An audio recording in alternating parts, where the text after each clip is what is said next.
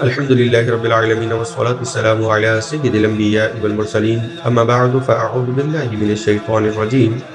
الحمدللہ رمضان المبارک کی مقدس اور بابرکت ساعتوں میں آپ حضرات کے سامنے حاضری کا شرف حاصل ہو رہا ہے۔ آج تراویح میں 8ویں سپارے کے نصف سے 90 سپارے کے ثلث تک قرآن مجید فرقان حمید کی تلاوت کی گئی۔ آج کے درس کا آغاز سورۃ الاعراف کی آیت نمبر 11 سے ہم کرتے ہیں۔ اللہ تبارک و تعالیٰ نے سورہ اعراف کی ان آیات میں حضرت سیدنا آدم علیہ السلام کے تخلیق کے مراحل کو ایک مرتبہ پھر ذکر فرمایا۔ اس سے قبل سورہ بقرہ میں اور سورہ انعام میں بھی ان کا تذکرہ ہو چکا ہے۔ یہاں اللہ تبارک و تعالیٰ نے ان واقعات کو مزید تفصیل کے ساتھ ذکر کیا۔ اللہ تعالیٰ ارشاد فرماتا ہے وَلَقَدْ خَلَقْنَاكُمْ، اور بے شک ہم نے تمہیں یعنی تمہاری اصل حضرت آدم علیہ السلام کو مٹی سے پیدا کیا، ثُمَّ صَوَّرْنَاكُمْ، پھر تمہاری صورت بنائی، ثُمَّ قُلْنَا لِلْمَلَائِكَةِ اسْجُدُوا لِآدَمَ، پھر ہم نے فرشتوں سے فرمایا کہ آدم علیہ السلام کو سجدہ کرو، فسجدوا، تو سب نے سجدہ کیا، الا ابلیس، سوائے ابلیس کے، لم یکن من الساجدین، اور وہ سجدہ کرنے والوں میں سے نہیں تھا۔ یہاں اللہ تبارک و تعالیٰ نے سیدنا آدم علیہ السلام کے تخلیق کے مراحل کو ذکر فرمایا، اور سورہ بقرہ میں بھی اس کا تذکرہ ملتا ہے کہ اللہ تبارک و تعالیٰ نے حضرت آدم علیہ السلام کو زمین میں اپنا خلیفہ مقرر فرمایا، پھر آپ کی تخلیق فرمائی گئی، اور آپ کی تخلیق فرمانے کے بعد حضرت اللہ تبارک و تعالیٰ نے فرشتوں کو حکم دیا کہ حضرت آدم علیہ السلام کو سجدہ کریں، اور اس سجدے کی جو وجوہات تھی اس کے بارے میں مفسرین نے فرمایا کہ اس کی ایک وجہ یہ تھی کہ چونکہ نبی کریم علیہ السلام کا وہ نور جو حضرت آدم علیہ السلام کی پیشانی پر چمک رہا تھا، اس لیے تمام فرشتوں کو حکم دیا گیا کہ حضور علیہ السلام کی اس نور کی تعظیم کرتے ہوئے حضرت آدم علیہ السلام کو سجدہ کیا جائے۔ حضرت آدم علیہ السلام کو سجدہ کرنے کی مختلف وجوہات بیان کی گئی، جن میں سے ایک وجہ یہ ہے کہ چونکہ نبی کریم علیہ السلام کا نور جو ہے وہ حضرت آدم علیہ السلام کی مبارک پیشانی پر چمک رہا تھا، حضرت آدم علیہ السلام کی اور اس نور کی تعظیم کے لیے اللہ تبارک و تعالیٰ نے فرشتوں کو حکم دیا کہ حضرت آدم علیہ السلام کو سجدہ کیا جائے۔ ایک وجہ یہ بھی ذکر کی گئی کہ چونکہ حضرت آدم علیہ السلام کو ان اشیاء کے نام سکھائے گئے جو فرشتے نہیں جانتے تھے، تو اس لیے اللہ تبارک و تعالیٰ نے حضرت آدم علیہ السلام کو سجدہ کرنے کا حکم دیا۔ اور یہاں اب جو وجہ بنے گی وہ وجہ بنے گی حضرت آدم علیہ السلام کو دیا جانے والا علم، چونکہ جب بھی تعظیم کا حکم دیا جاتا ہے تو یاد رکھیں کہ کوئی نہ کوئی وجہ تعظیم ضرور پائی جاتی ہے۔ تو یہاں پر اس قول پر حضرت آدم علیہ السلام کو سجدہ کیے جانے کی جو وجہ بنی وہ وجہ آپ کا علم تھا، چونکہ اگر دیکھا جائے تو ولادت کے فوراً بعد سجدے کا حکم دیا گیا، تو باقاعدہ آپ کی کوئی عبادت تو نہیں کی تھی آپ نے، نہ ہی کوئی باقاعدہ کوئی آپ نے نماز وغیرہ یا کوئی اور اللہ تبارک و تعالیٰ کی عبادت کی، تو فوراً سجدہ کرنے کا جو حکم دیا گیا اس کی ایک بنیادی وجہ یہی ہے کہ آپ کو اللہ تعالیٰ نے جو اشیاء کا علم عطا فرمایا تھا اس علم کی وجہ سے آپ کی تعظیم کا حکم دیا گیا۔ یہاں پر ابلیس نے تعظیم نہیں کی، اور وہاں اور اس عدم تعظیم کی بنا پر، تعظیم نہ کرنے کی وجہ سے اللہ تبارک و تعالیٰ نے اسے اپنی بارگاہ سے مردود قرار دیا۔ اور پھر جب اللہ تبارک و تعالیٰ نے اس سے پوچھا کہ تجھے کس بات نے سجدہ کرنے سے منع کیا تھا، تو اسی مضمون کو آیت نمبر 12 میں اللہ تعالیٰ نے ذکر فرمایا قال ما منعک ان لا تسجد اذ امرتک، اللہ نے فرمایا کہ جب میں نے تجھے سجدے کا حکم دیا تھا تو تجھے سجدہ کرنے سے کس چیز نے روکا؟ اب اس نے ایک عقلی دلیل پیش کی جو کہ یقیناً باطل تھی، اور اس نے کہا کہ قال انا خیر منہ، ابلیس نے کہا کہ میں اس آدم سے بہتر ہوں۔ اب بہتری کی جو اس نے دلیل دی وہ کیا ہے؟ خلقتنی من نار، کہ تو نے مجھے آگ سے پیدا کیا، وخلقتہ من طین، اور اسے یعنی حضرت آدم علیہ السلام کو تو نے مٹی سے پیدا کیا۔ یہ اس کی عقلی دلیل تھی، اور اس پر اس نے دلیل یہ پیش کی کہ جی اللہ تبارک و تعالیٰ نے چونکہ حضرت آدم کو مٹی سے پیدا کیا اور مجھے آگ سے پیدا کیا، آگ جو ہے وہ مٹی کے مقابلے میں افضل ہوتی ہے، اور وجہ یہ کہ جی آگ کے شعلے اوپر کی طرف اٹھتے ہیں، آگ جلا کر راکھ کر دیتی ہے، تو اس نے اس طرح کی یہ عقلی دلائل اپنے طور پر پیش کرنے کی کوشش کی جسے اللہ تبارک و تعالیٰ نے رد فرمایا۔ یہاں پر قابل غور بات یہ ہے کہ کسی چیز کی اصل اور اس کا جوہر یہ فضیلت کا معیار نہیں ہے، بلکہ فضیلت تو اللہ تبارک و تعالیٰ کی طرف سے عطا کردہ ایک شے ہے اور عطا کردہ ایک انعام ہے۔ تو یہاں اللہ تعالیٰ نے جب حضرت آدم علیہ السلام کو مٹی سے پیدا فرمایا اور حضرت آدم علیہ السلام کو علم کی وجہ سے فضیلت عطا فرمائی، تو ابلیس کے لیے تھا کہ وہ حضرت آدم کی اس فضیلت کا قائل ہوتا، لیکن اس نے اپنی عقلی دلیل پیش کی۔ یہاں سے ہمارے لیے سیکھنے کے لیے جو بات ہے وہ یہ ہے کہ جب شریعت کا حکم آ جائے، شریعت مطہرہ کا حکم آ جائے، قرآن و حدیث کا حکم ہمارے سامنے آ جائے، تو وہاں عقل کی بیجا دلائل، باطل تعویلات ہمیں سامنے نہیں رکھنی چاہیے، بلکہ اپنی تمام تر عقلی تمام دلائل کو رد کر کر ہمیں قرآن اور حدیث پر ہی عمل کرنا چاہیے۔ آگے اللہ تعالیٰ نے فرمایا ابلیس سے، قال فاہبط منہا فما یکون لک ان تتکبر،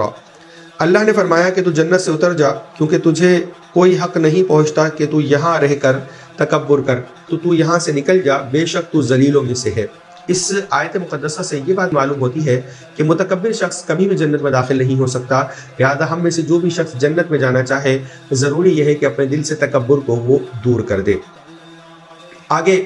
اللہ تعالیٰ نے ارشاد فرمایا، قال انظرنی الی یوم یبعثون، ابلیس بولا کہ مجھے اس دن تک مہلت دے جب لوگ قبروں سے اٹھائے جائیں گے، یعنی کہ 2 سور پھونکے جائیں گے، ایک پہلا سور جب پھونکا جائے گا تو تمام مخلوقات ختم ہو جائیں گی،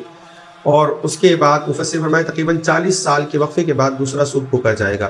تو اس نے دوسرے سور کے جو پھونکے جانے کا وقت ہے تب تک اللہ سے مہلت مانگی، لیکن اللہ تبارک و تعالیٰ نے اس کو دوسرے سور پھونکنے تک کی مہلت نہیں دی، بلکہ پہلے سور پھونکنے تک اس کو مہلت دی گئی۔ اللہ فرماتا ہے، قال انک من المنذرین، تو اللہ نے فرمایا تجھے مہلت ہے۔ کب تک مہلت ہے؟ پہلے سور پھونکے جانے تک، یعنی کہ جب ساری مخلوقات مر جائیں گی، جب تک شیطان کو لوگوں کو گمراہ کرنے کی مہلت دی گئی۔ اب یہاں سے ہمارے سیکھنے کی جو بات ہے بنیادی طور پر وہ یہ ہے کہ شیطان ہر وقت ہمارے ساتھ موجود ہے، اور یہاں تک کہ جب تک وہ مرے گا نہیں تو اس کا کام لوگوں کو راہ راست سے بھٹکانا ہے، بہکانا ہے، گناہوں میں ملوث کرنا ہے۔ تو یہ بات ہمیں پیش نظر رکھنی چاہیے کہ شیطان ہم سے کسی بھی لمحے غافل نہیں ہے، ہم ہی شیطان کے بارے میں غفلت کا شکار ہے۔ آگے اللہ تعالیٰ ارشاد فرماتا ہے، قال فبما اغویتنی لأقعدن لهم صراطک المستقیم، شیطان بولا مجھے قسم ہے اس بات کی کہ تو نے مجھے گمراہ کیا تو میں ضرور تیرے سیدھے راستے پر بندوں کی طاق میں بیٹھوں گا، یعنی کہ وہاں بیٹھ کر میں لوگوں کو گمراہ کرتا رہوں گا۔ اب کس طریقے سے گمراہ کرے گا، اس طریقے کو بھی شیطان نے بیان کیا۔ شیطان کہتا ہے، ثم لآتینہم من بین ایدیہم ومن خلفہم، فرمایا اللہ تعالیٰ نے فرمایا پھر میں ضرور انہیں بہکانے کے لیے ان کے پاس آؤں گا، ان کے آگے سے، ومن خلفہم اور ان کے پیچھے سے، وعن ایمانہم اور ان کے دائیں طرف سے، وعن شمائلہم اور ان کے بائیں جانب سے، وَلَا تَجِدُ أَكْثَرَهُمْ شَاكِرِينَ اور تو ان میں اکثر کو شکر گزار نہیں پائے گا۔ یعنی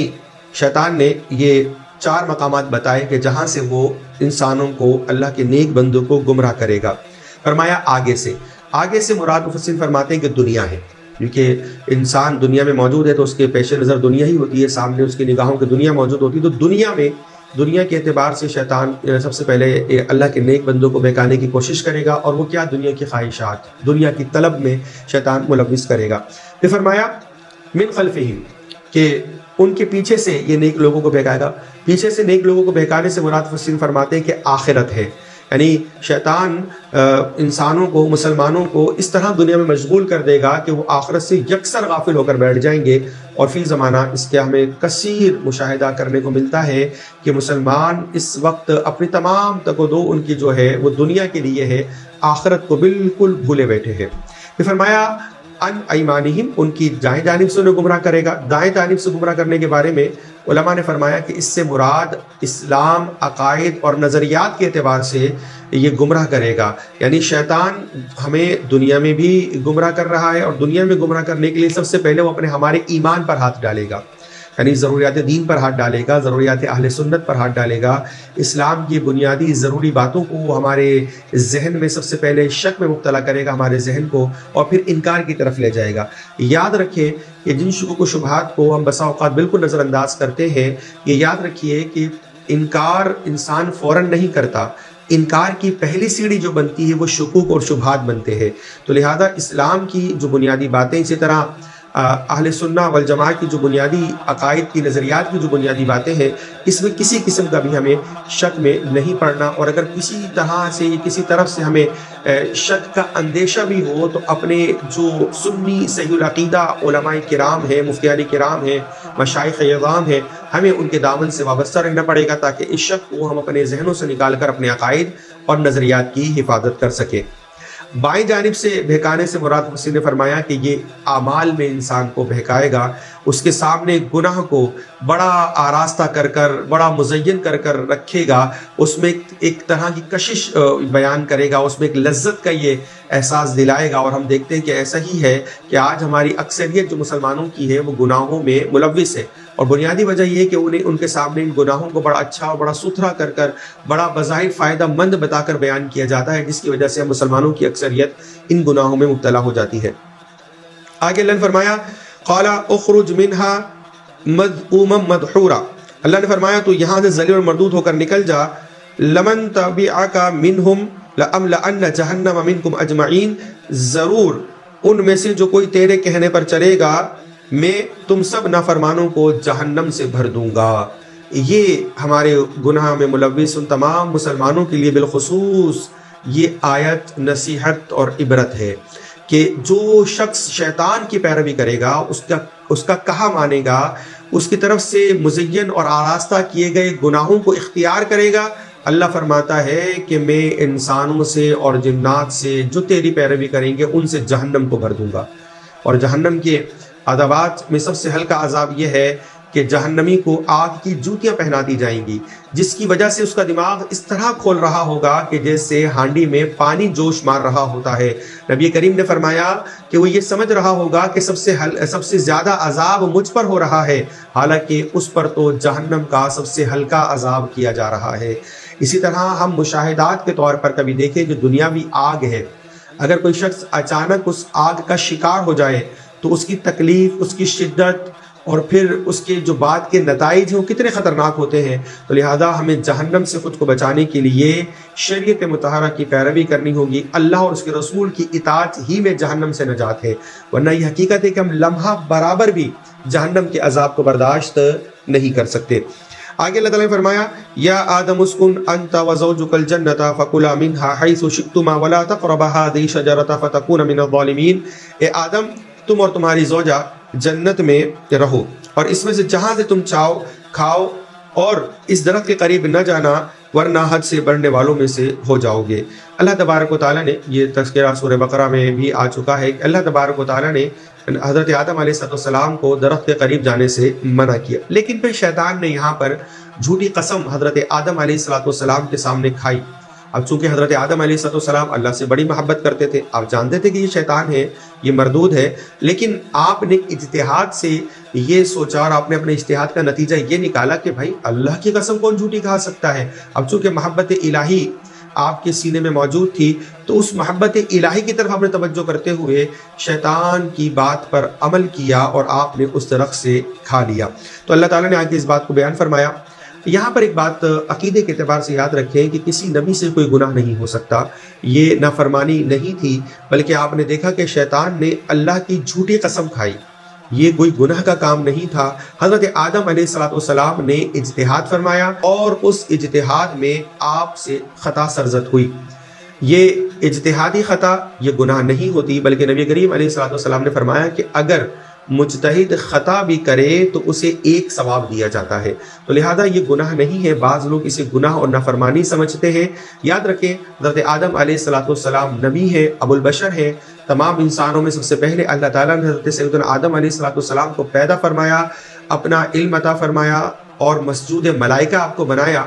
تو یاد رکھیں کہ حضرت آدم علیہ السلام سے کوئی بھی گناہ سرزد نہیں ہو سکتا، چونکہ اہل اسلام اور اہل سنت کا عقیدہ یہ ہے کہ ہر نبی گناہوں سے معصوم پیدا کیا جاتا ہے۔ معصوم ہونے کا مطلب یہ ہے کہ اللہ تبارک و تعالیٰ ان انبیاء کے لیے گناہ کو پیدا ہی نہیں فرمائے گا، تو لہذا یہ گناہ نہیں ہے۔ اور اگر کوئی شخص ان واقعات کو بیان کرتا ہے آیات قرآنیہ کی تلاوت کے علاوہ، تو امام اہل سنت فاضل بریلوی رحمۃ اللہ تعالیٰ نے فرمایا کہ یہ سخت حرام ہے۔ اور اگر وہ اسے توہین کی نیت سے بیان کرے گا تو کافر ہو جائے گا، ورنہ اسے بلا وجہ بلا عذر شرعی اس کو بیان کرنا یہ گمراہیت تو ضرور ہے۔ تو لہذا سیکھنے سکھانے کے لیے، سمجھنے سمجھانے کے لیے قرآن کریم کی تفسیر میں جب ان آیات کا تذکرہ کیا جائے تو ان واقعات کو تو بیان کیا جا سکتا ہے، لیکن عام گفتگو کے اندر، اپنی عام بول چال میں، اپنی عام مجالس میں ہمیں اس طرح کے تذکروں سے بچنا چاہیے، کہیں ایسا نہ ہو کہ ہم کسی نبی کی گستاخی کر کر جہنم کے مستحق ہو جائیں۔ تو لہذا یہاں حضرت آدم علیہ السلام کا گناہ کا کوئی اس میں تعلق نہیں ہے، اور نہ ہی کو گناہ گار قرار دینا چاہیے۔ اسی طرح ہمارے یہاں معاشرے کے اندر جملہ معروف ہے کہ جی آدم علیہ السلام کو حضرت حوا نے جنت سے نکلوا دیا تھا، اور وہ یوں مثال بیان کی جاتی ہے کہ جی عورتیں تو بڑی چالاک ہوتی ہیں، بڑی عیار ہوتی ہیں، اور انہوں نے حضرت آدم کو بھی جنت میں نہیں رہنے دیا۔ تو یقیناً یہ طریقہ، یہ بات بالکل درست نہیں ہے، اور اصل وجہ یہ تھی کہ اللہ تعالیٰ نے حضرت آدم علیہ السلام کو زمین میں اپنا نائب اور خلیفہ بنایا تھا،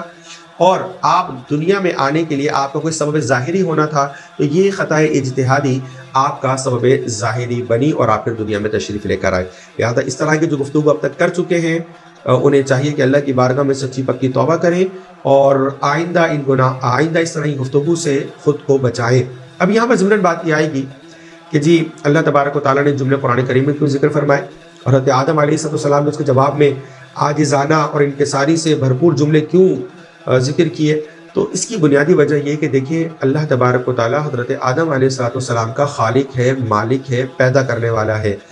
حضرت آدم اس کے بندے ہیں، اللہ تعالیٰ اپنے بندوں کو جس طرح چاہے مخاطب فرمائے، اسی طرح حضرت آدم علیہ السلام اپنے رب کی بارگاہ میں جس طرح کے چاہے الفاظ اور کلمات استعمال کریں، لیکن ہمارے لیے قابل احترام ہے، ان کا ادب ہمارے ایمان کا ایک اہم ترین حصہ ہے۔ تو لہذا اپنے ایمان کی فکر کرتے ہوئے ہمیں انبیاء کرام علیہ السلام کے ان واقعات سے اپنے آپ کو دور رکھنا چاہیے۔ قرآن و حدیث میں جہاں ہے وہاں بیان کریں، لیکن جتنا علماء نے لکھا ہے اس کو اتنا ہی بیان کیا جائے، اپنی طرف سے اپنی عقل سے نتائج اس مرتب نہ کیے جائیں، ورنہ ایمان بھی برباد ہو سکتا ہے۔ اللہ تعالیٰ ہمیں تمام انبیاء کرام علیہ السلام کا ادب کرنے کی توفیق عطا فرمائے۔ آگے اللہ تبارک و تعالیٰ نے اس کو بیان فرمایا فَوَسْوَسَ لَهُمَا الشَّيْطَانُ لِيُبْدِيَ لَهُمَا مَا وُرِيَ عَنْهُمَا مِنْ سَوْآتِهِمَا، اور پھر شیطان نے ان کے دل میں وسوسہ ڈالا تاکہ ان کی شرم کی چیزیں جو ان سے چھپی ہوئی تھی ان پر ظاہر ہو جائیں۔ وَقَالَ مَا نَهَاكُمَا رَبُّكُمَا عَنْ هَذِهِ الشَّجَرَةِ إِلَّا أَن تَكُونَا مَلَكَيْنِ أَوْ تَكُونَا مِنَ الْخَالِدِينَ، تو شیطان نے کہا کہ اے آدم اور حوا، تمہیں تمہارے رب نے اس درخت سے صرف اس لیے منع کیا کہ کہیں تم فرشتے نہ بن جاؤ یا ہمیشہ زندہ رہنے والے نہ ہو جاؤ۔ قسم کھا کر جو بات حضرت آدم سے شیطان نے کہی تھی، اور وہ یہ کہی تھی، اور یہاں فرشتے بننے کا اور ہمیشہ رہنے کا جو قصد و ارادہ تھا حضرت آدم علیہ السلام کا، وہ اس وجہ سے تھا کہ آپ جنت میں رہنا چاہتے تھے۔ دنیا کی کوئی مال و متاع، آپ دنیا میں تو تشریف ہی نہیں لائے تھے، تو دنیا کا کوئی مال و متاع تو آپ کے پیش نظر نہیں تھا، بلکہ آپ کی یہاں پر یہ نیت موجود تھی کہ بھئی جنت میں زیادہ عرصے تک رہیں گے۔ وَقَاسَمَهُمَا إِنِّي لَكُمَا لَمِنَ النَّاصِحِينَ، اور ان سے قسم کھا کر کہا کہ بے شک میں تم دونوں کا خیر خواہ ہوں، یعنی کہ وہی جس قسم کا میں نے بھی تذکرہ کیا کہ جھوٹی قسم اللہ کی ذکر کی اور یہ کہا کہ میں تمہارا خیر خواہ ہوں۔ فَدَلَّهُمَا بِغُرُورٍ، تو ان دونوں کو فریب دے کر اس نے ممنوع درخت کی طرف آپ دونوں کو مائل کر لیا، یعنی کہ جس درخت کے بارے میں منع کیا گیا تھا حضرت آدم حضرت حوا کو، تو اس نے اس درخت کی طرف ان دونوں بزرگ ہستیوں کو مائل کر دیا۔ فَلَمَّا ذَاقَا الشَّجَرَةَ، اور پھر انہوں نے اس درخت کے پھل کو چکھا، بَدَتْ لَهُمَا سَوْآتُهُمَا، تو ان پر ان کی شرم کی جو چیزیں تھیں وہ ظاہر ہو گئی، یعنی جو جنتی لباس تھا اس ممنوع شجر سے کھانے کے بعد وہ جنتی لباس ان دونوں حضرات کے جسم سے جاتا رہا۔ وَتَفِقَا يَخْصِفَانِ عَلَيْهِمَا مِنْ وَرَقِ الْجَنَّةِ، اور وہ اپنے جسم کو جنت کے پتوں سے ڈھانپنے لگے، یعنی کہ پھر جو پتے موجود تھے آپ نے اپنے مقام ستر کو چھپانے کی کوشش کی۔ اس سے بھی یہ بات معلوم ہوتی ہے کہ اپنے مقام ستر، اپنے جو پوشیدہ مقامات ہیں ان کو چھپانا یہ انسانی فطرت میں شامل ہے، اور یہ جنت کے اندر بھی اس کا اہتمام تھا۔ جنتی لوگ اس کا خصوصیت کے ساتھ اہتمام کرتے ہیں، تو لہذا آج کے دور میں بعض لوگ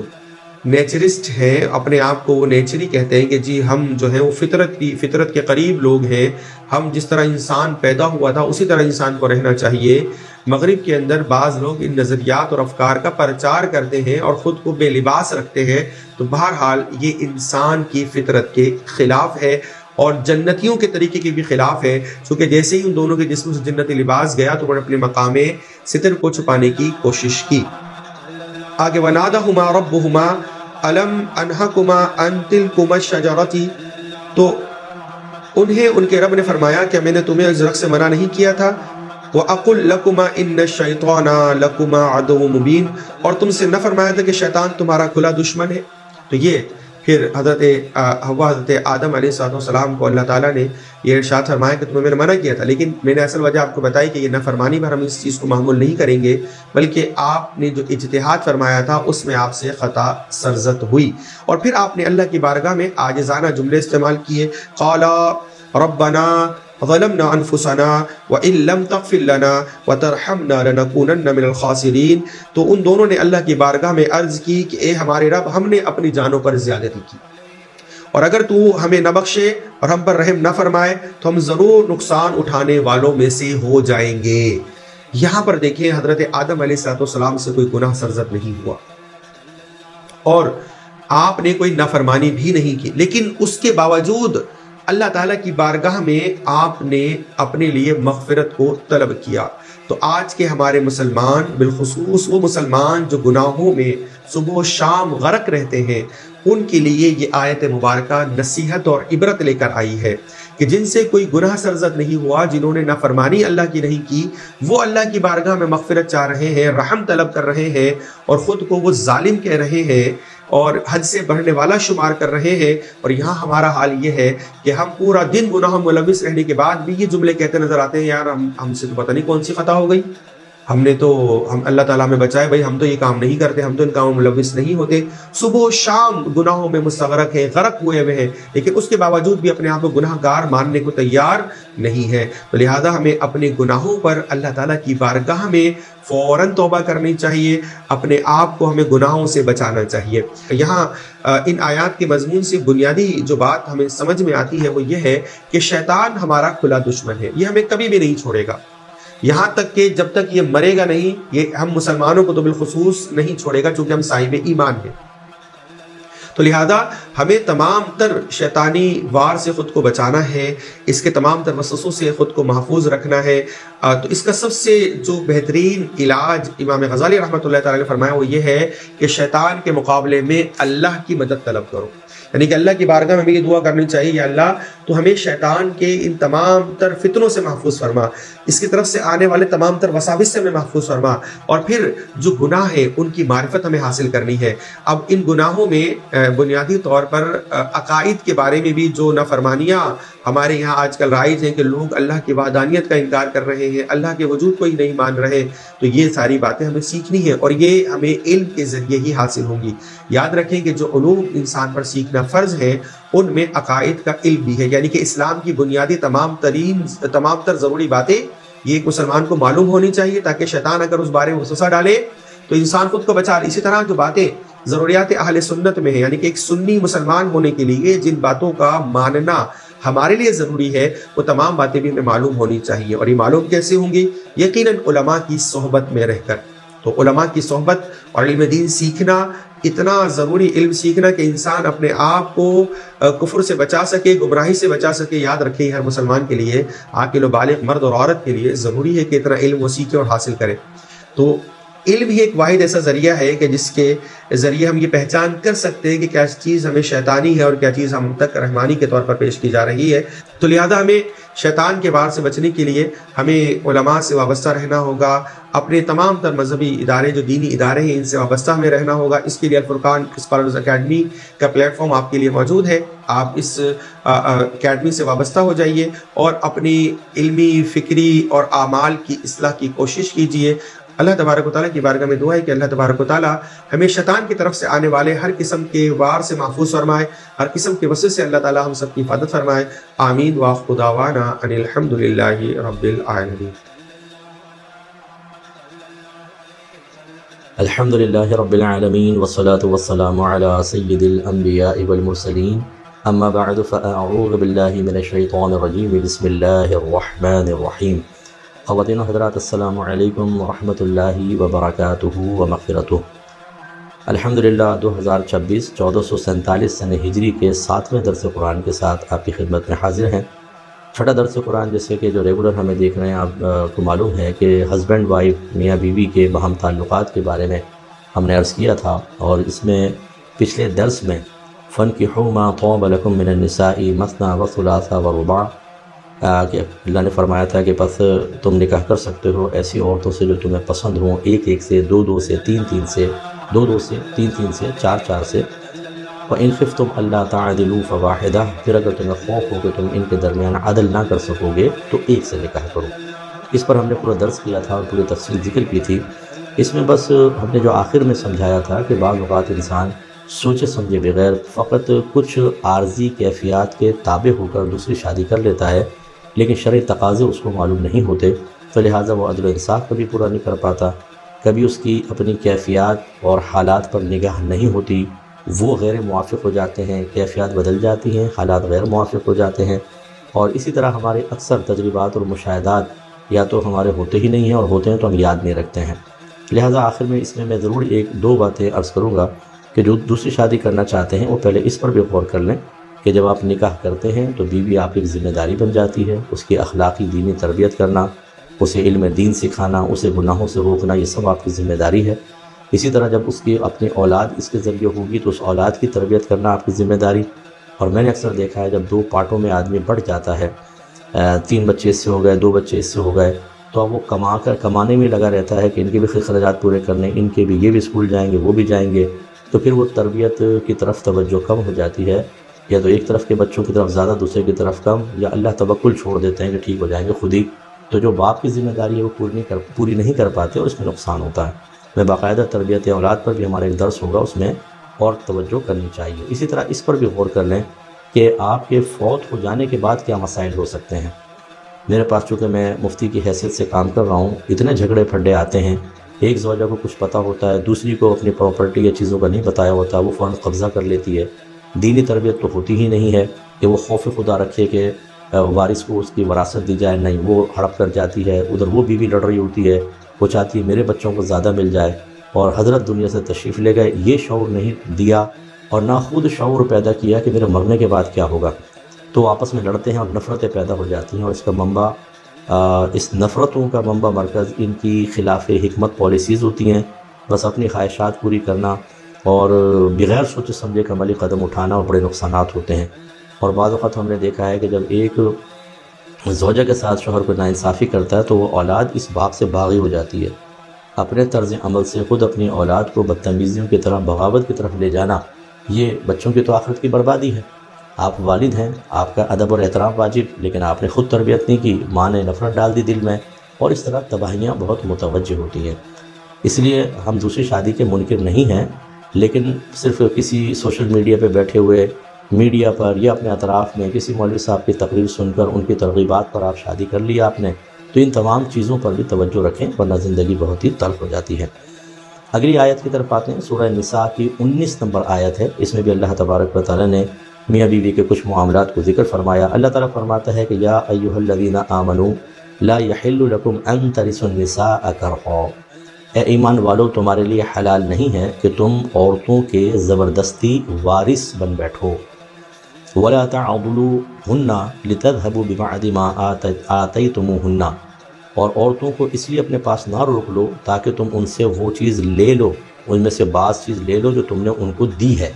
یعنی مہر اپنے قبضے میں لینے کی نیت سے عورت کو نہ روکو۔ تفصیل میں عرض کرتا ہوں، الا ان یأتین بفاحشۃ مبینہ، مگر یہ کہ وہ لائیں کوئی ایسی بری چیز جو واضح طور پر ہے، فاحشہ مبینہ، بے حیائی، کھلی بے حیائی کے ان کا معاملہ ہو۔ وعاشرہن بالمعروف، اور ان کے ساتھ اچھا سلوک کرو۔ فإن کرہتموہن، پس اگر تم عورتوں کو اپنے ازواج کو ناپسند کرتے ہو، فعسیٰ ان تکرہوا شیئا، تو قریب ہے کہ تم کسی چیز کو ناپسند کرو، وَيَجْعَلُ اللَّهُ فِيهِ خَيْرًا كَثِيرًا، حالانکہ اللہ تبارک و تعالیٰ اس میں خیر کثیر رکھ دے۔ تو اس کا پہلا حصہ ہے کہ اے ایمان والو تمہارے لیے حلال نہیں کہ تم عورتوں کے زبردستی وارث بن بیٹھو۔ تو یہ پہلے زمانے میں ایسا ہوتا تھا، زمانہ جاہلیت میں، کہ بعض اوقات کسی رشتہ دار کا انتقال ہوتا، جو قریبی لوگ ہوتے تھے وہ اس بیوہ کی وراثت پہ قبضہ کر لیا کرتے تھے، اور اس کی شادی ہی نہیں کرتے تھے تاکہ یہ وراثت کہیں اور نہ چلی جائے، یا اس سے خود شادی کر لیتے تھے اور سارا مال ہڑپ کر لیا کرتے تھے، اور یا پھر شادی کرتے لیکن کسی اور سے شادی کی، وراثت اپنے پاس رکھ لی، نان نفقہ نہیں دیتے تھے، مہر نہیں دیتے تھے، تو اللہ تبارک و تعالیٰ نے ان چیزوں سے منع فرمایا۔ تو لہٰذا بعض لوگ ایسے ہوتے ہیں کہ جو یہ بہرحال یہ تو وراثت کا مسئلہ ہے، لیکن اس کے ضمن میں چونکہ آ گیا تو اپنی زوجہ کے مال لے لیتے ہیں، وراثت زبردستی قبضے میں کر لیتے ہیں اور زبردستی گویا کہ اس مال کے وارث ہو جاتے ہیں۔ ایسا ہرگز نہیں کرنا چاہیے۔ یہ اچھی طرح ذہن میں رکھیں کہ اگر ایک عورت کی اپنی پاکٹ منی ہے،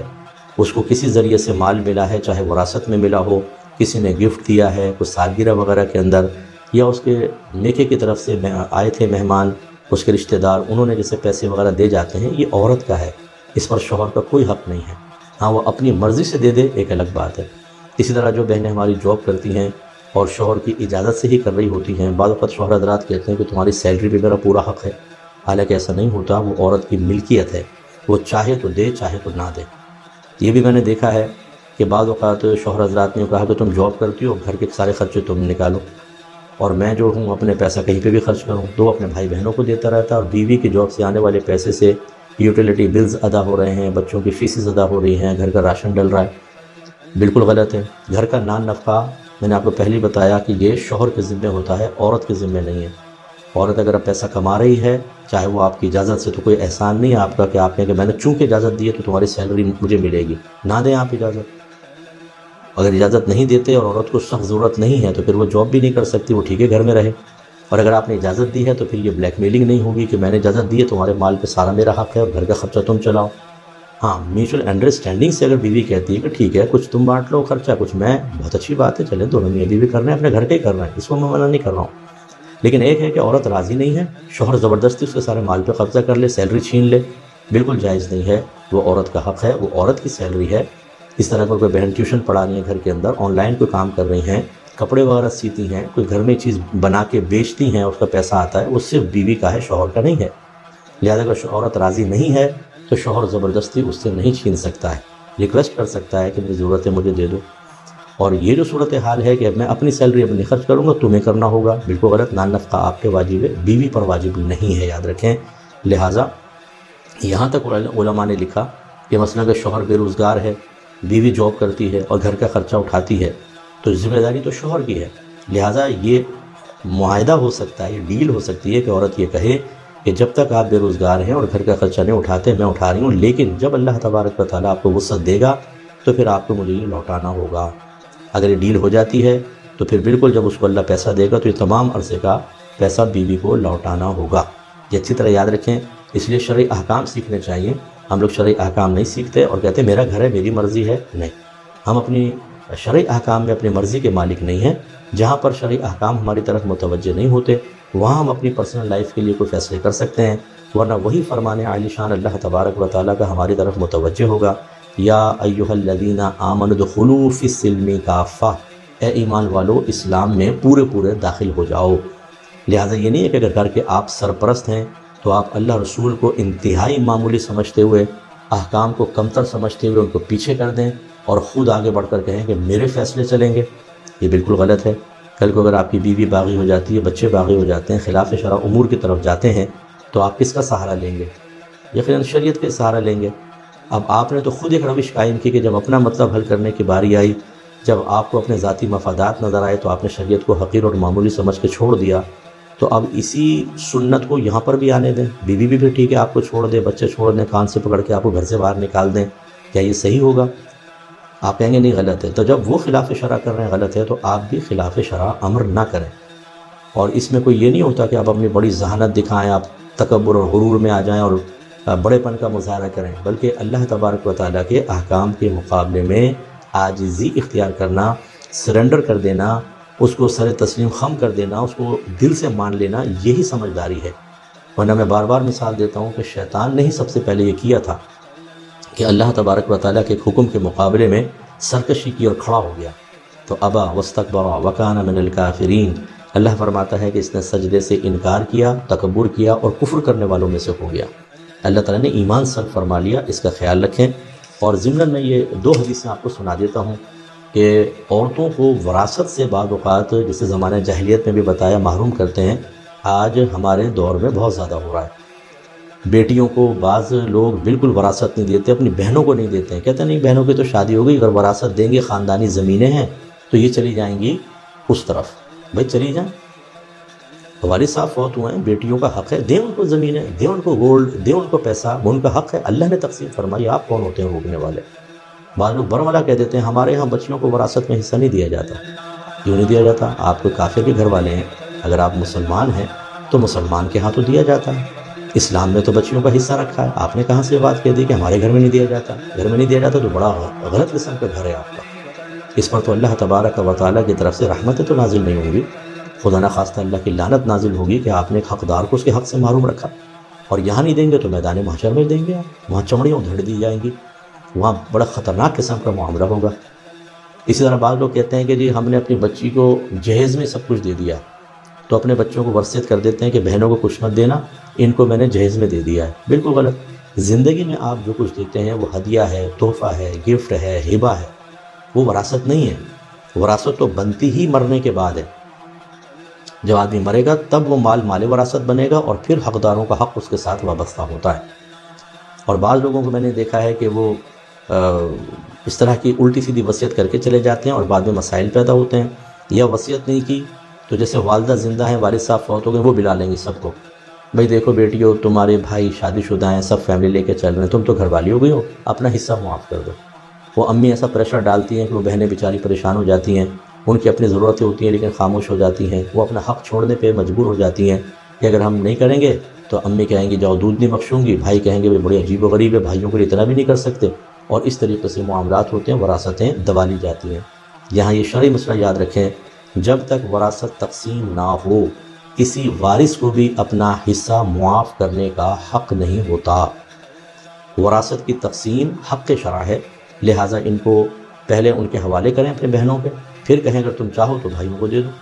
پھر وہ بہنیں دے دیں تو ٹھیک ہے، پھر صحیح ہے، اور اگر نہ دینا چاہیں کوئی زبردستی نہیں کر سکتا، ان کو ٹارچر نہیں کر سکتے، ان سے رولی رویہ نہیں رکھ سکتے، ان سے اظہار ناراضی کرنا گناہ ہے کہ وہ اپنا حق مانگ رہی ہیں، ان کا حق ہے ان کو دیں، ختم بات۔ تو یہ بہت خطرناک چیز ہے۔ دیکھیں اب نبی کریم صلی اللہ علیہ وسلم نے کیا فرمایا، مصنف ابن ابی شیبہ کی روایت ہے، 31041 نمبر حدیث کا نمبر ہے۔ نبی کریم صلی اللہ علیہ وسلم نے ارشاد فرمایا کہ من ابطل میراثا، جس نے باطل کیا کسی میراث کو، تو فرضہ اللہ فی کتابہ، تو اللہ تبارک و تعالیٰ نے اپنی کتاب میں اس پر لازم کر دیا ہے کہ ابطل اللہ میراثا، من ابطل میراثا فرضہ اللہ فی کتابہ، جس نے کسی ایسی میراث کو باطل کیا جس کو اللہ تعالیٰ نے اپنی کتاب میں فرض رکھا تھا کہ یہ دینی ہے، تو ابطل اللہ میراثہ من الجنہ، تو اللہ تبارک و تعالیٰ جنت سے اس کی میراث کو باطل کر دے گا، یعنی جنت سے اس کو محروم کرے گا۔ ابن ماجہ 2703 نمبر حدیث پاک میں اور مزید وضاحت کے ساتھ ہے کہ رحمت کونین فرماتے ہیں کہ من فر من میراث وارثہ، جو اپنے وارث کی میراث سے راہ فرار اختیار کرے یعنی اس کو ادا نہ کرے، قطع اللہ میراثہ من الجنۃ یوم القیامہ، تو اللہ تبارک و تعالیٰ بروز قیامت جنت سے اس کی میراث کو قطع کر دے گا، کاٹ دے گا، یعنی جنت میں نہیں جائے گا۔ اس سے ذرا وہ بھائی درس حاصل کریں، وہ لوگ درس حاصل کریں جنہوں نے اپنی بہنوں، اپنے بھائیوں، اپنی پھوپھیوں، اپنی خالاؤں کی وراثتیں دبا لی ہیں اور خود بیٹھ کے کھا رہے ہیں، دکانوں کے کرائے آ رہے ہیں، مکان کرائے پہ چڑھائے ہوئے ہیں، پلاٹوں پہ بنگلے بنائے ہوئے ہیں، ان کو حق نہیں دے رہے۔ یہ خوشیاں زیادہ عرصہ آپ کو راس نہیں آئیں گی، اور آپ کی اولاد بھی بھگتے گی، آپ بھی بھگتیں گے میدان محشر میں۔ آپ کی نیکیاں نکال کر ہو سکتا ہے اگر اللہ ناراض ہوا آپ جہنم میں ہوں گے، اور یہ دنیا کے عارضی مزے تو سب ختم ہو جائیں گے، اور وہ جن کو آپ نے تنگ کیا، ان کو ڈپریشن میں مبتلا کیا، ان کو صدمات دیے، وہ خوشی خوشی پوری فیملی کے ساتھ جنت میں چلے جائیں گے۔ اس لیے مال و متاع کو چھوڑیں، ان کے اپنے پیسے دیں، چاہے وہ کروڑوں کی اربوں کی زمین ہو، ان کے حوالے کریں، بالکل وہ ان کا حق ہے۔ خاندانی زمین اور فلانی زمین، خاندانی زمینیں کیا دے رہی ہیں آپ کو؟ یہ کیا ہے اس خاندانی زمین؟ خاندانی زمین کا مطلب کہ جب خاندانی زمین سامنے آئے گی تو نہ آپ اللہ کی پرواہ کریں گے، نہ رسول کی، نہ اسلام کی، نہ قرآن کی،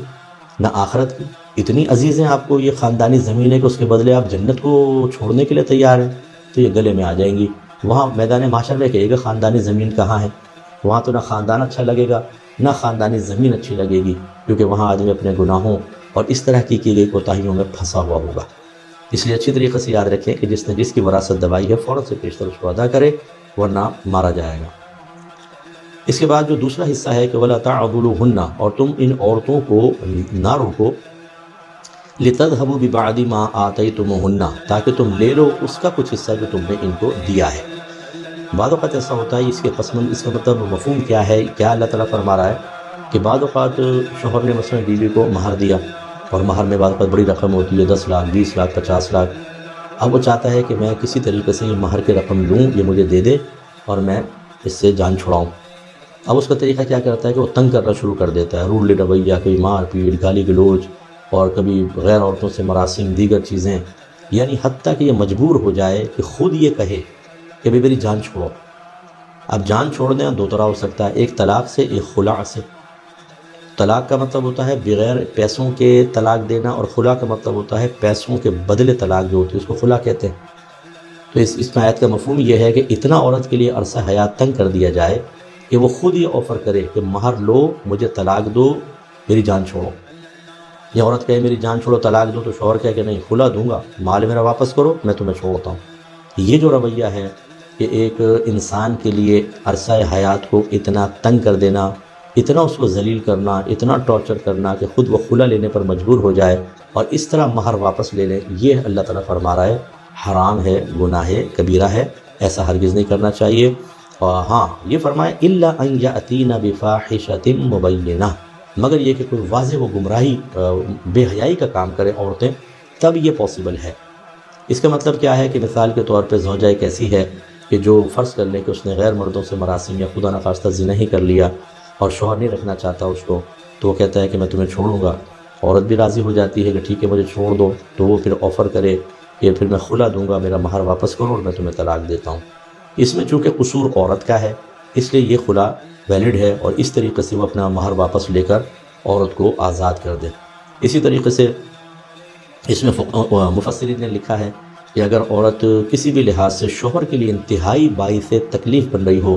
زبان کی بہت تیز ہے، نمازیں نہیں پڑھتی ہے، گھر والوں کو تنگ کرتی ہے، بچوں کی صحیح تربیت نہیں کرتی ہے، گھر کا ایک ماحول خراب کر دیا ہے، اس میں بھی ایسا ہو سکتا ہے کہ شوہر یہ کہے کہ تم مجھے میرا مال دے دو مہر، میں تمہیں طلاق دیتا ہوں، تم اپنا راستہ لو، میں اپنا راستہ لیتا ہوں۔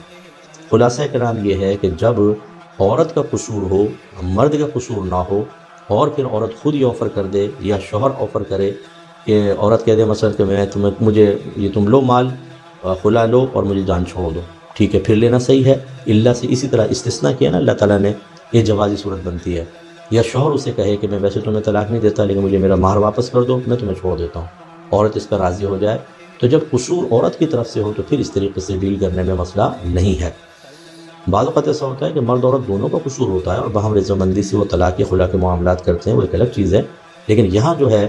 پہلی والی صورت کہ اتنا عورت کو فیڈ اپ کر دینا کہ وہ خود کہے مجھے طلاق دو، اور پھر شوہر فون کہے کہ ایسے نہیں دوں گا، میرا مہر واپس کرو پھر میں تمہیں دیتا ہوں، تو چونکہ پری پلان آپ نے اس کو تنگ کیا ہے، اس کو ایک زندگی کو اذیت ناک بنایا ہے، اس لیے آپ گناہ گار ہوں گے۔ پھر اللہ تعالیٰ نے فرمایا وَعَاشِرْهُنَّ بِالْمَعْرُوفِ، اور ارشاد فرمایا کہ عورتیں جب تمہارے نکاح کے اندر ہوں تو ان سے نان نفقے کے معاملے میں، رویے، برتاؤ، حقوق زوجیت کے معاملے میں اچھا رویہ اختیار کرو، اچھا برتاؤ کرو۔ تو یہ امر کا صیغہ ہے، اس کا مطلب ہے کہ اپنے گھر والوں کے ساتھ ایک اچھا رویہ رکھنے کا حکم ہے۔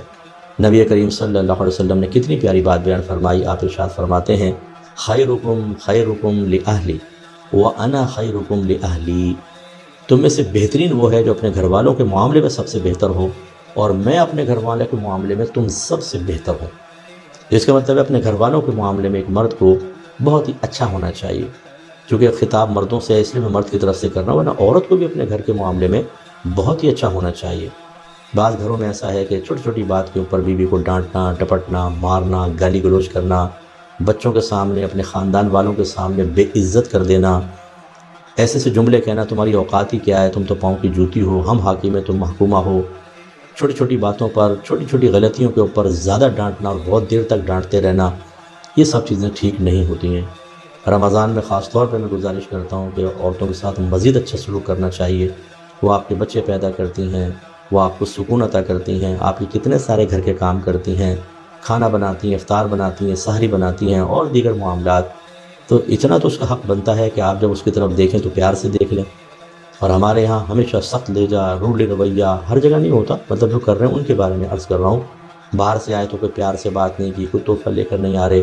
یعنی کہ جی وہ غریب گھر کا ماحول بنایا ہوا. بچے بھی آبزرو کر رہے ہیں کہ جی ماں باپ کھچے کھچے سے ہیں، لہجہ تلخ سے ہیں، اور کبھی تو لڑیں گے اور سامنے بیٹھے ہوئے ہیں، پپو امی سے کو روٹی بنا دیں. پھر امی بولے گی پپو ابا سے کہہ دو آٹا نہیں ہے. بھائی ڈائریکٹ کہہ دو نا. تو وہ بچے بیچارے بیچ میں برج بنے ہوتے ہیں اور یہ اپنی حرکتوں سے باز نہیں آ رہے. غلط طریقہ کار ہے. ہر خدارہ جو مرد حضرات مجھے سن رہے ہیں، میرے بھائی مجھے سن رہے ہیں، ذرا اپنے رویے پر غور کریں، اپنے گھر کے اوپر غور کریں، آنکھیں بند کر لیں اور سوچئے کہ آپ اپنے گھر والوں کے لیے خلاف شرع باعث اذیت تو نہیں بن رہے. کیا آپ ایک اچھے شوہر ہیں؟ اچھا شوہر کون ہوتا ہے؟ پیار کرنے والا، کیئر کرنے والا، جذبات و احساسات کا خیال رکھنے والا، تحفہ تحائف دینے والا، اپنے زوجہ کو بھی وقت دینے والا، جب زوجہ دیکھے تو چہرے پہ مسکراہٹ ہو، پیار بھری نظروں سے دیکھے. یہ ایک اچھا ماحول ہوتا ہے، اس سے بچے بھی ذرا خوش ہو جاتے ہیں. اب یہاں صورتحال یہ ہے کہ بعض اوقات مرد کہتا ہے، بیوی کہتی میرے سر میں درد ہے، میری طبیعت ٹھیک نہیں ہے. تو ہر جگہ نہیں ہوتا، لیکن بعض مرد ایسے ہوتے ہیں، ہے تو بھائی دوا کھا لو، میرے تو خود سر میں درد ہے. اگر آپ یہاں پیار ہمدردی کا اظہار کر دیتے، اچھا طبیعت خراب ہے، چلو ڈاکٹر کے لیے چلتے ہیں، چلو میں سر پہ کوئی چیز لگا دیتا ہوں، سر دبا دیتا ہوں، کتنی اچھی بات تھی. لیکن ہمارے ایسا نہیں ہوتا. تلخ رویہ، جھڑکنے والا لہجہ. پھر نان نفقے کے اندر یعنی خرچہ وغیرہ دینے میں اللہ نے اگر نہ دیا ہو، چلیں ایک الگ بات ہے، بیوی کو بھی کوپریٹ کرنا چاہیے. دیا ہے لیکن خواہ تنگ کرنا. خرچہ مانگ رہی ہے بیوی، اچھا کل لے لینا، پرسوں لے لینا، گھر میں کبھی آٹا ختم، کبھی نمک ختم، بیچاری پڑوسیوں سے مانگ رہی ہے. یہ چیزیں رویے اچھے نہیں ہوتے. تو نان نفقے کے بارے میں آپ کو پہلے بھی میں نے بتا دیا ہے کہ 3 چیزیں ہوتی ہیں، ایک رہائش، ایک کھانا پینا، ایک لباس. اس میں اب شوہر کو اپنی وسعت کے مطابق گھر والوں کے ساتھ اچھا رویہ، اچھا سلوک کرنا چاہیے. پھر اللہ نے فرمایا کہ فَإِن كَرِهْتُمُوهُنَّ فَعَسَىٰ أَن تَكْرَهُوا شَيْئًا. پھر اگر تم اپنی ازواج کو، ان عورتوں کو ناپسند کرو تو قریب ہے کہ تم کسی چیز کو ناپسند کرو. وَيَجْعَلَ اللَّهُ فِيهِ خَيْرًا كَثِيرًا. اور اللہ تبارک و تعالیٰ اس میں خیر کثیر رکھ دے. تو بعد اوقات ایک آدمی اپنی زوجہ کی، اور یہ ہماری بڑی میجر مسٹیک ہے، کہ صرف خرابیوں پہ توجہ کرتا ہے. بد اخلاق ہے، وقت برتن نے دھوئے، اس نے فلاں وقت میں یہ کہا تھا، فلاں وقت میں یہ کہا تھا. اچھا بھائی کوئی اچھائیاں بھی ہیں کہ نہیں ہیں؟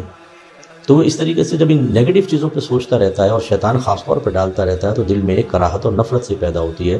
اور آدمی اس عورت سے ملنے والے تمام فوائد کو فراموش کر دیتا ہے اور پھر طلاق کے اقدام میں جلدی کرتا ہے. اکثر میں نے مردوں کا طلاق کے بعد یہ معاملہ دیکھا ہے کہ وہ پچھتاتے ہیں، کیونکہ جب جدا ہے، پہلے تو ایسے نظر آتا ہے یہ سب سے بری ہے، اس کو چھوڑوں گا تو زندگی پرسکون ہو جائے گی. جب چھوڑ دیتے ہیں تو چونکہ اس عورت سے ملنے والے بینیفٹس پہ اس کی نگاہ نہیں ہوتی، وہ ذہن میں نہیں آتے، کہ وہ شیطان تو یاد ہی نہیں دلائے گا، یاد دلائیں گے تو پھر ہم دوبارہ مل سکتے ہیں. اس لیے وہ سب بھول کر جب نیگیٹو چیزوں کو دیکھ کے آدمی عملی قدم اٹھا لیتا ہے، اس کے بعد پھر جب جدا ہو جاتے ہیں پھر اس کو یاد آتی ہے، ہاں یہ بھی تو فائدہ تھا، یہ بھی تو فائدہ تھا، یہ بھی تو فائدہ تھا. یہ اللہ تعالیٰ بیان فرما رہا ہے کہ ایسا نہ ہو کہ وقتی طور پر اگر تمہارے دل میں بیویوں کی کراہت، نفرت پیدا ہو جائے تو جلد بازی کا مظاہرہ کرتے ہوئے اپنے آپ سے جدا کر دو. ایسا نہ کرو، بلکہ غور و تفکر کرو. ہو سکتا ہے اللہ تعالیٰ نے اس میں خیر کثیر رکھی ہو، اس پہلو پہ توجہ کرو، کیونکہ اگر توجہ نہیں کرو گے تو بعد میں پچھتانا پڑے گا. تو ذرا غور کریں. اس لیے میں اکثر اپنے شاگردوں کو بھی کہتا ہوں کہ آپ ایک قلم ڈائری لے لیں، اور آپ سب کو بھی میں عرض کر رہا ہوں قلم ڈائری لے لیں. مثلا شوہر حضرات جو ہیں پہلے ویسے کریں، اپنی بیوی کی پازیٹیو چیزیں لکھیں، اور جو آپ کو اس سے فائدے پہنچ رہے ہیں وہ لکھیں. ٹھیک ہے نا؟ مثلا وہ آپ بیمار ہوتے ہیں، بڑا خیال کرتی ہے، آپ نے لکھا بھی بیماری میں بڑا خیال رکھتی ہے، مسکرا کر ملتی ہے، کھانا وقت پہ بناتی ہے، یا کھانا بناتی ہے، کپڑے دھوتی ہے، ڈسٹنگ کرتی ہے، بچوں کی دیکھ بھال کرتی ہے، میرے جوتے پالش کر دیتی ہے، کبھی میں بیمار ہوتا ہوں بڑی تیمارداری کرتی ہے، مجھے پیسوں کی ضرورت ہوتی ہے تو پیسے دے دیتی ہے، میرے راز کی حفاظت کرتی ہے، وفادار ہے، کسی غیر مرد کی طرف مائل نہیں ہوتی. یہ سارے آپ نے پازیٹیو لکھ لیے. پھر جو آپ کے ذہن میں وہ جو شیطان ڈال رہا ہے، یہ دیکھو یہ ایسے بولتی ہے، یوں کیا تھا، وہ نیگیٹو بھی لکھ لیں. اس کے بعد ذرا دونوں پر غور کریں. اکثر ایسا ہوتا ہے کہ پازیٹیو چیزیں زیادہ ہوتی ہیں، نیگیٹو کم ہوتی ہیں، یا نیگیٹو زیادہ ہوتی ہیں، پازیٹیو کم، لیکن اس پازیٹیو میں کم کے باوجود اتنی زبردست چیزیں ہوتی ہیں کہ اس تمام نیگیٹو چیزوں پر غالب آ جائیں. پھر اچھی طرح سوچیں کہ اگر آپ نے صرف نیگیٹو چیزوں کو دیکھ کے فیصلہ کیا تو ان بینیفٹ سے آپ محروم ہو جائیں گے.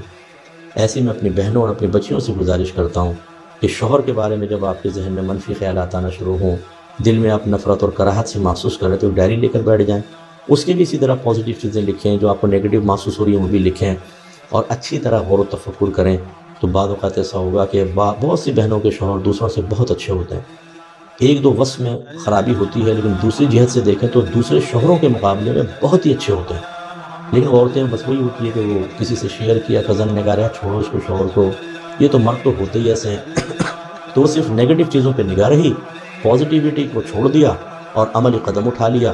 اور میں نے طلاقوں کے بعد مردوں کو کم،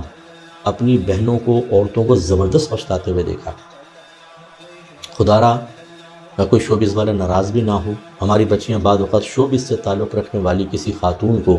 یا میڈیا پر آنے والی کسی خاتون کو اپنا اس معاملے میں رول ماڈل بنا لیتی ہیں کہ جی دیکھیں انہوں نے شوہر نے تنگ کیا تھا، انہیں چھوڑ دیا، اور کہتی میں تو سروائیو کر رہی ہوں سنگل۔ ٹھیک ہے، وہ کر سکتی ہوں گی، ان میں ہمت ہوگی، ان کے پاس حالات ہیں، حالات موافق ہیں، انہیں ایسے افراد مل گئے جو ان کو سپورٹ کر رہے ہیں، اس تمام چیزیں کیا آپ کو بھی حاصل ہوں گی؟ تو ہماری بہنیں جلد بازی کرتی ہیں، طلاق کے مطالبے میں طلاق لے لیتی ہیں اور بعد میں پچھتاتی رہتی ہیں۔ یہ بھی میں سمجھانے کے لیے عرض کر رہا ہوں کہ اگر کوئی بہن کہتی ہے اس سے میں جان چھڑاؤں، میں دوسرے شخص سے نکاح کروں گی، مجھے بتائیں کہ آپ کے پاس علم غیب ہے کہ آپ نے یہ جان لیا کہ دوسرا شخص ان تمام خرابیوں اور کوتاہیوں سے پاک و صاف ہی ہوگا؟ ہو سکتا ہے جو آپ کے شوہر میں برے وصف میں وہ اس میں نہ ہو، لیکن اس کے علاوہ ہوں۔ آسمان سے گرا اور کھجور میں اٹکا، یہ مثال بھی آپ ذہن میں رکھیں۔ بعض اوقات ایک شوہر کو چھوڑا تھا چند بری باتوں کی وجہ سے جو آپ کو بری لگی، حالانکہ اوصاف حمیدہ بہت سارے تھے، پھر دوسری شادی کر لی، وہ اتنا برا آیا کہ اس میں اوصاف حمیدہ دو اور برائیاں بھری ہوئی، پھر عورت پچھتاتی ہے۔ اب کیا کریں گے؟ اسی سے بھی آپ طلاق لیں گے؟ اس سے اگر آپ نے طلاق لی، پہلے ہی مطلق عورت کا ہمارے معاشرے میں اس کو عجیب سی نظروں سے دیکھا جاتا ہے، حالانکہ ہر بچی کا قصور نہیں ہوتا، بعض اوقات سسرال والوں کا قصور ہوتا ہے، یہ بھی غلط رویہ ہے۔ لیکن عورتوں کی زبان تو کوئی بند نہیں کر سکتا، لوگوں کی سوچوں کو پہ تو ہم تالے نہیں لگا سکتے۔ وہ کہتے ہیں لڑکی میں قصور ہوگا تبھی گھر نہیں بسا سکی، چلیں جی ہو گیا، دوسرے کا شادی ہو گئی۔ اب دو چیزیں، یا تو آپ برداشت کرو، اس سے زیادہ ظلم، اس سے زیادہ اذیتناک زندگی برداشت کرو، کہ یہاں پر بھی آپ علم بغاوت اٹھا کے طلاق لو، یہاں لے لی خدا نخواستہ، پھر تو لوگ کانوں کو ہاتھ لگائیں گے، بھائی یہ تو ہم تو پہلے سوچ رہے تھے سسرال والوں کا قصور، اب تو کنفرم ہے اسی کا ہے، تو اس کو شوق ہے، شادی کرتی ہے طلاق لیتی۔ تو اتنی میں نے عورتوں کو دیکھا ہے، وہ بعد میں پچھتاتی ہیں کہ نہیں میرا پہلا شوہر بہت اچھا تھا، میں نے خواہ طلاق لی، لڑائی جھگڑا کیا دوسرے سے کہ اب تو مفتی صاحب زندگی جہنم بن چکی ہے۔ اس لیے میں اپنی بہنوں سے گزارش کرتا ہوں کہ بعض چیزیں ہوتی ہیں، بعض شوہر گالیاں بکتے ہیں، ہاتھ اٹھا دیتے ہیں، دیگر چیزیں بری چیزیں ہم بھی منع کریں گے، بالکل نہیں کرنا چاہیے، کبھی حوصلہ افزائی نہیں کریں گے، لیکن ان کو ہٹا کر باقی کی دفعہ سوچیں کیا اس میں اچھی چیزیں ہیں، تو بعض اوقات بہت اچھے اوصاف ہوتے ہیں۔ تو اس لیے ان وقتی طور پہ جو ناپسندیدہ چیزیں ہیں کوشش کریں ان کو چینج کریں، انڈرسٹینڈنگ پیدا کریں، شوہر میاں بیوی دونوں آپس میں کہیں تم تھوڑا سا یہ چینج کر لو، یہ باعث تکلیف ہے، یہ میں تبدیل کر لیتا ہوں، پیار سے رہتے ہیں، انشاءاللہ الحمدللہ ہو جاتا ہے۔ اس لیے باتوں کا خیال رکھیے۔ اللہ تبارک و تعالیٰ سے دعا ہے کہ آپ نے جو کچھ سنا اس کو سمجھنے کی توفیق عطا فرمائے، اس پر عمل پیرا ہونے کی توفیق عطا فرمائے۔ میں تمام اپنے جو شادی شدہ بہن بھائی جو مجھے ملاحظہ کر رہے ہیں، میں ان سب سے اولاً گزارش کرتا ہوں، خدا را آپ ایک رول ماڈل ہوتے ہیں اپنی اولاد کے لیے، آپ جیسا رویہ اختیار کریں گے آپ کے بچے ویسے چلیں گے۔ اگر ایک عورت اپنے شوہر کے سینے پہ چڑھ کر بدتمیزیاں کرتی ہے، سختی سے کلام کرتی ہے، شاؤٹنگ کرتی ہے، آپ کی بچی یہی سیکھے گی اور وہ اپنے شوہر کے ساتھ کرے گی، اس کا گھر کیسے بسے گا؟ اور ایک مرد اگر ایسا ہے کہ وہ اپنی بیوی کے ساتھ منفی رویہ اختیار کرتا ہے اور اس کا بیٹا دیکھ رہا ہے، تو ہو سکتا ہے وہ اپنی بیوی کے ساتھ ایسا رویہ اختیار کرے اور کسی اور کی بچی کی زندگی کو عذاب بنا دے۔ اور یہ کس نے کیا؟ باپ نے۔ یہ بچی کیوں خراب ہوئی؟ ماں کی وجہ سے۔ اتنے مقدس رشتوں نے اپنے بچوں کو ایک تکلیف دہ زندگی کا راستہ دکھایا، بہت حیرت ہوتی ہے۔ تو ایسا ہرگز نہ کریں، اچھے رول ماڈل بنیں، پیار والا ماحول بنائیں۔ سیکنڈ جو ہے وہ انمیرڈ حضرات سے میری گزارش ہے، جتنے بچے بچیاں ہمیں دیکھ رہے ہیں، آپ مطلب وہ جو شادی کے قابل ہیں، بہت چھوٹے چھوٹے کو نہیں کہہ رہا ہوں، جو شادی کے قابل ہیں، کچھ عرصے بعد شادی کا ارادہ ہے، آپ اپنی فیملی پلاننگ کریں۔ اچھا، فیملی پلاننگ کا لفظ دوسری طرف چلا جاتا ہے، مراد یہ ہے کہ اپنے اطراف میں دیکھیں، اپنے گھر میں اگر آپ ماحول موافق نہیں پاتے ہیں، والدہ والد کا جھگڑا ہوتا رہتا ہے، کبھی والد کی ناانصافی، کبھی والدہ آگے بڑھ جاتی ہیں، خاندان میں دیکھتے ہیں، ان سب چیزوں کو نوٹ کیا کریں، انہیں لکھ لیں ڈائری کے اندر، ایسے کوڈ ورڈ میں کہ نگاہ نہ پڑے ورنہ ماں باپ کہیں گے ہماری عیب لکھتے ہو، تو کوڈ ورڈز میں لکھ لیں اور ذہن بنائیں کہ یہ جو کچھ ہمارے گھر میں ہوا، جس کی وجہ سے ہماری زندگی بھی اذیت ناک ہوئی، جس کی وجہ سے ہم بھی اپنی تعمیری صلاحیتوں کو تقریباً کھو بیٹھے، اسکول میں گئے تو گھر کے جھگڑے یاد آ رہے ہیں اور نہ پڑھائی میں دل لگ رہا ہے نہ کچھ. تو اب یہ ساری چیزیں میں اپنی فیملی میں پیدا نہیں ہونے دوں گا. اپنی فیملی کو کیسے مجھے لے کے چلنا ہے، کیسے میں پیارا محبت کا ماحول بنانا ہے، کیسے اپنے بچوں کے لیے رول ماڈل بننا ہے، ان کی دنیا کیسے بہتر کرنی ہے، آخرت کیسے بہتر کرنی ہے، اس کے بارے میں سوچیں اور غور کریں. میری کتاب قرب الہی اس سلسلے میں ایک بہترین رہنما ثابت ہو سکتی ہے، کیونکہ اس میں میں نے بعض مقامات پر یہ تمام چیزیں سمجھائی ہیں اچھی طریقے سے، اور چونکہ ریٹن فارم میں ہیں، آپ سنتے ہیں، بات پر ذہن سے نکل جاتا ہے، گھر میں کتاب کو رکھیں، جب ایسا ہو ہم اس کو پڑھ لیں. اس میں بہت اچھی گائیڈ لائن ہے مختلف شعبہ زندگی کے بارے میں، حتیٰ کہ بیوی اور ماں کے جو جھگڑے ہو جاتے ہیں کیسے اعتدال قائم کرنا ہے، نوجوان کو کیا کرنا ہے، اس طرح ان میرڈ آدمی کو کیسے اپنے مستقبل میں اپنے بیوی بچوں کو لے کے چلنا ہے، کن چیزوں کا خیال رکھنا ہے، وہ تقریباً چیزیں اس میں موجود ہیں.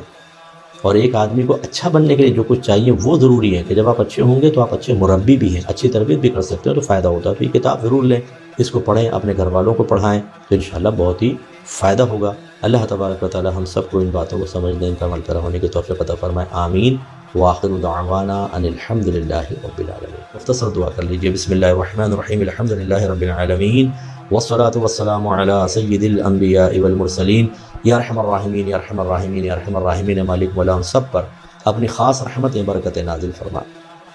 رمضان کی خاص طور پر ہماری تمام عبادات اپنی بارگاہ میں قبول و منظور فرما لے. اے اللہ، رمضان کی مبارک ساعتوں کے ہمارے درمیان موجود ہونے کے باوجود اگر ہم سے کوئی کوتاہی ہوئی ہے، گناہ ہو گئے، خطائیں ہو گئیں، اللہ تعالیٰ اپنے حبیب کے صدقے معاف فرما دے، اور آئندہ دنوں کی قدر کرتے ہوئے، ان مبارک ساعتوں کی قدر کرتے ہوئے خود کو سنبھالنے اور ہر گناہ سے بچانے، ناجائز امر میں مبتلا ہونے سے بچنے کی توفیق عطا فرما. اے مالک مولا، ہمارے تمام بہن بھائی جو میرے ساتھ دعا میں شریک ہیں، ہم سب کو گناہوں سے نفرت عطا فرما، نیکیوں سے پیار عطا فرما دے. ہم سب کے لیے گناہ کرنا بے حد مشکل بنا دے، نیک عمل کرنا بے حد آسان فرما دے. اے اللہ، ہمیں موت سے پہلے پہلے اپنے قبور کو جنت کے باغوں میں سے ایک باغ بنانے والے اعمال اختیار کرنے کی توفیق عطا فرما. اپنی قبروں کو جہنم کے گڑھوں میں سے گڑھا بنانے والے اعمال چھوڑ دینے، ان سے دور رہنے کی توفیق عطا فرما. اے پاک پروردگار، ہمیں علم دین سیکھنے، اس کے تقاضے کے مطابق عمل کرنے، اپنے گھر والوں کو سکھانے اور عمل کروانے کی توفیق عطا فرما. اے اللہ، ہمیں 5 وقت نماز کا پابند بنا دے، ہمارے گھر والوں کو بھی نمازی بنا دے. اے اللہ، ہمیں قرآن کی محبت عطا فرما. اپنے حبیب کریم صلی اللہ علیہ وسلم کی ہمارے قلب میں موجود محبت میں بے شمار اضافے فرما. اے اللہ، ہمیں عشق رسول کی چاشنی عطا فرما، محبت رسول مزید عطا فرما. اے اللہ تعالی، ہمیں بد مذہبوں اور بد مذہبیت سے محفوظ فرما. اے پاک پروردگار، ہماری آنے والی نسلوں کی حفاظت فرما، ہمارے بچوں کو نیک، پرہیزگار، متقی، ہماری آنکھوں کی ٹھنڈک اور ہمارے لیے بہت بڑا ثواب جاریہ بننے کی توفیق عطا فرما. اے اللہ، ہمیں اپنے دین کا بھی حق سمجھنے کی توفیق عطا فرما. ہم نے ماں باپ کے حق کو سمجھا، بیوی، بچے، اولاد، پڑوسیوں کے حق کو جانا. ہے اللہ، ہمیں دین کا حق بھی اچھی طرح سمجھ کر اس کی خدمت کرنے، چاہے مالی لحاظ سے، چاہے افرادی قوت کے اعتبار سے، اپنی صلاحیتوں کو اسلام کے لیے استعمال کرنے کے اعتبار سے، اللہ تعالی ہمیں بھی اس حق کو ادا کرنے کی توفیق عطا فرما. اے پاک پروردگار، جن گھروں میں لڑائی جھگڑے، فتنہ فساد، اختلاف رائے ہیں، آپس میں پیار، محبت، الفت، اتحاد و اتفاق سے رہنے کی توفیق عطا فرما. میری جو بہنیں کسی بھی لحاظ سے پریشان ہیں، شوہر کی طرف سے، نافرمان اولاد کی طرف سے، ساس نندوں کی وجہ سے اور کسی وجہ سے، اللہ تعالیٰ ان کو سکون عطا فرما، عافیت عطا فرما، حالات کو ان کے موافق کر دے. میرے جو بھائی پریشان ہیں، چاہے روزگار کی وجہ سے، بیوی کی وجہ سے اور دیگر معاملات کی وجہ سے، اللہ ذہنی سکون دے، ان کی پریشانیاں دور کر دے اور غیب سے ان کی مدد فرما. اے پاک پروردگار، جتنے بھی ہمارے خاص طور پر وہ بھائی بہن جو ہماری الفرقان اسکالر اکیڈمی سے اس کے انتظامات چلانے کے لیے، اس کی تعمیر کے سلسلے میں تعاون کر رہے ہیں، اللہ تعالیٰ ان کے لیے خصوصی طور پہ دعا ہے. جس طرح انہوں نے دین کے کام میں آسانی پیدا کی، اللہ تعالیٰ ان کے لیے دنیا اور آخرت میں آسانیاں پیدا فرما. اے اللہ، ان کو آفات و بلیات سے محفوظ فرما، ان کی تمام فکریں، پریشانیاں، مصیبتیں، آفتیں، ذہنی ٹینشن دور فرما دے. ان کے بچوں کو ان کا فرما بردار بنا کر رکھ، دنیا اور آخرت میں زوال عزت اور زوال نعمت سے محفوظ فرما دے. اے اللہ، ہماری تمام دعائیں ہر مسلمان بھائی، ہر مسلمان بہن کے حق میں قبول و منظور فرما لے. خصوصی طور پر گھر کے بزرگوں کے لیے دعا فرمائیے جو ہمارے بڑے گھر میں موجود ہیں. اللہ، ان سب کو دراز عمر بالخیر عطا فرما، قابل رشک صحت والی زندگی عطا فرما. جو بیماریاں، پریشانیاں، اللہ تعالیٰ ان سے دور فرما دے. ان کے گھر والوں کو ان کی قدر کرنے کی توفیق عطا فرما. جتنے ہمارے بزرگ ہیں، ان کو کبھی کسی کا محتاج نہ فرمانا. اے اللہ، چلتے ہاتھ پیر دنیا سے رخصت ہونے کی توفیق عطا فرمانا۔ اے اللہ ہمیں بھی کسی کا محتاج نہ فرما کسی بھی لحاظ سے۔ اے اللہ تعالیٰ جو ہمارے بچے نوجوان ہمارے ساتھ بچے یا بچیاں دعاؤں میں شریک ہیں، اگر کوئی ایسا ہے